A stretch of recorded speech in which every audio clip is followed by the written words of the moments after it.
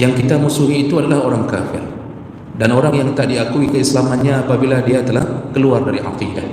Dia tidak lagi mengakui Allah sebagai Tuhan. Selama masih diakui sebagai Allah, walaupun dia hamba yang berdosa, tetap dia mukmin. Maka sering-seringlah beri salam. Ya. Dan ini kan yang sudah mulai kita tinggalkan hari ini.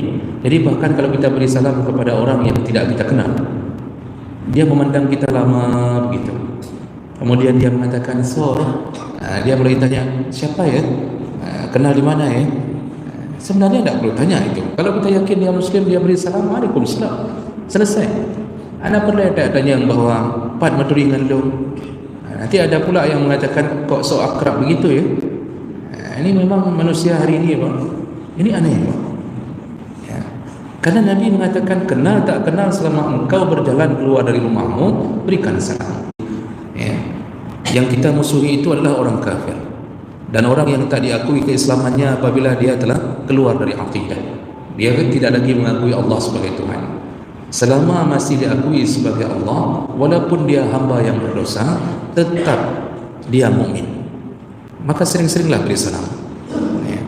Dan ini kan yang sudah mulai kita tinggalkan hari ini. Jadi bahkan kalau kita beri salam kepada orang yang tidak kita kenal, dia memandang kita lama begitu, kemudian dia mengatakan dia mulai tanya, siapa ya, kenal di mana ya. Sebenarnya tidak perlu tanya itu. Kalau kita yakin dia Muslim, dia beri salam, Waalaikumsalam, selesai. Anda perlu tanya bahawa pat maturingan dong. Nanti ada pula yang mengatakan kok so akrab begitu ya.